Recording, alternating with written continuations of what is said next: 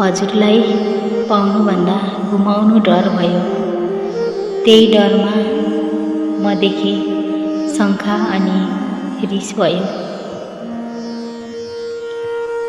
कतै गुमाउँछु कि भन्ने डर अनि टाढा पो हुनुहुन्छ कि भन्ने त्यो डरै डरमा हक जताउने मन भयो।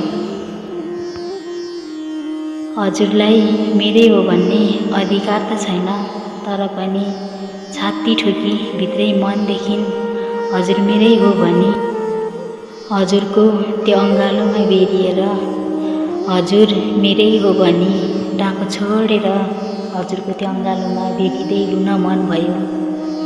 प्यारा